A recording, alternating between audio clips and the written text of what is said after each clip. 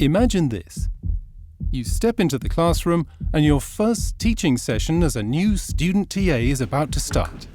You know the content, you know the solutions, you even know which kind of input is useful for the students. But what if you lose your train of thought? What if you stumble over your words and the students watch you in silence as you try desperately to think of a response? What if you embarrass yourself in front of everyone if you get asked a complicated question and you don't know the answer? Should you hide under the desk or just run for your life?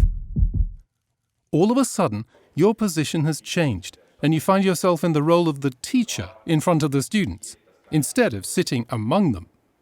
It's not surprising that this comes with challenges.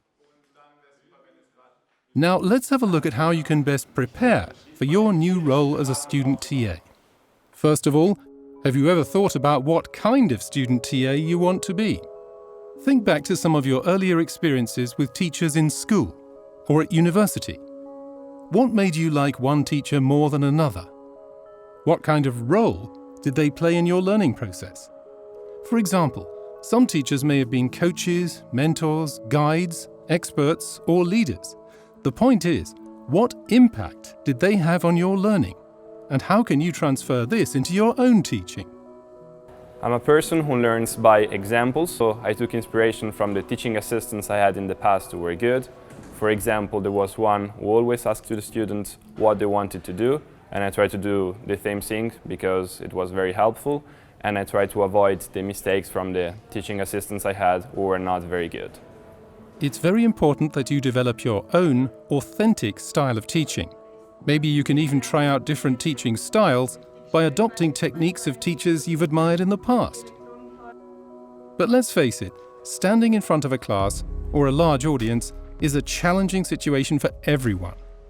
Fear of public speaking or stage fright often involves feelings of vulnerability or having a hard time concentrating, and may even trigger a fight, flight or freeze response. Research studies estimate that up to 80% of people may experience some form of communication-based anxiety.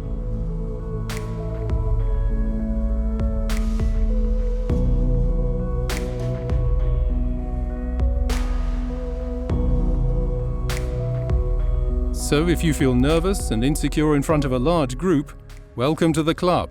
You're among good people. This fear may stem from the assumption that the person who stands in front of a classroom should know everything, but this is simply not the case. As a matter of fact, many answers are still unknown to all of humanity. So, don't be too hard on yourself. Für mich ein wichtiger Punkt für die Weiterentwicklung ist, dass man nicht alles wissen muss als Hilfsassistent. Also wenn man eine Frage bekommt, die man nicht spontan beantworten kann, ist es okay, wenn man sagt, man schaut es aufs nächste Mal nach. Weil zu Beginn fühlte ich mich immer ein bisschen peinlich berührt, aber jetzt mit der Übung ist es für mich besser und ich kann sagen, man muss nicht alles wissen. Broadly speaking, it's the very nature of science to push the boundaries of the unknown. Acknowledging the limits of your own knowledge and developing curiosity about what lies beyond is at the very core of our pursuit as scientists. This means that not instantly knowing an answer to a question may even present an interesting learning opportunity, both for you and the student who asked. It helps if you've reflected on and are aware of the limits of your own knowledge and skills. Even some of the most well-known professors admit their own limits. For example, during a guest lecture at ETH given by the esteemed senior professor Sir Roger Penrose in 2012, he was confronted by a colleague with a 5-minute-long monologue, followed by 4 highly complex questions. Penrose's first response was, "Could you read the one at a time, because my mind doesn't keep track of so many things. Can we have the first one again?" So the first one is what? Penrose is an experienced lecturer. Nevertheless, he can openly admit his limits, and we can definitely learn from his humility. At ETH, topics can be handled very broadly in a lecture, and the content is usually very complex. This means that even the best prepared student TA, or even the most experienced lecturer, cannot know the answer to every question. Ich war am Anfang wirklich nervös, hatte Lampenfieber, ob ich die Fragen alle beantworten kann. Ja, ich habe das Fach mal belegt, Aber die ganzen kleinen Details sind auch bei mir nicht mehr super frisch.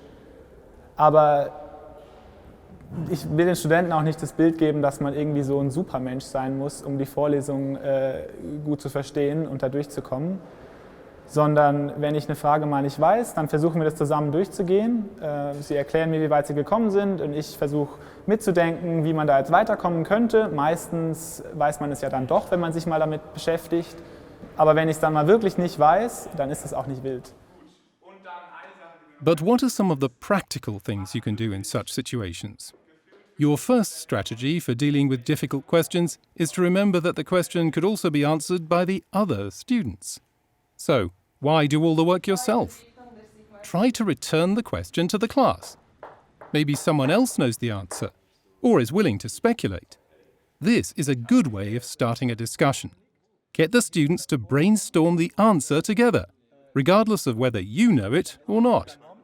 Another technique is to first clarify the exact purpose of the question. This takes some time and gives you a moment to gather your thoughts while the student explains what they want to know exactly. However, it may also turn out that once they do, you realize you can answer it. In fact, this is also a common tactic during conference presentations. In your role as a student TA, you should be able to adapt your teaching to the needs of the students. Encourage students to actively engage in class when they're shy, but don't overwhelm them. Create a culture where students feel comfortable about making mistakes. This includes making and admitting mistakes yourself once in a while. By being clear about what is expected of them and what they can expect of you, you can create an environment where students are comfortable about sharing their needs and questions with you. Then, always try to stay in touch with your students, as this is an important way to keep track of where they are in the learning processes. Where the students struggle is exactly what you need to know in order to help them. You could compare your role to that of a mediator between lecturer and students. Your task is to break down parts, to illustrate key points, or to show different ways of solving exercises set by the lecturer. You may even bridge the gap between theory and practice. And remember, you're more advanced in your studies. You have a bird's eye view of the topic. This view will enable you to show connections between abstract concepts and theory, helping the more novice students to make sense of a lecture. It wasn't that long ago that you were in their shoes. Hence, you can relate to the student's situation more closely and give them valuable advice. Use this advantage and share your own experiences with the students. In summary, you can shape many aspects of your role as a student TA yourself. So try to lead your classes in a way that makes you feel comfortable. Allow yourself to make mistakes from time to time. Nobody knows everything. Stay in touch with your students. It will give you more confidence and help you to further develop your own attitude and role as a teacher. And never forget, there will be situations that will catch you by surprise and for which you can't plan ahead.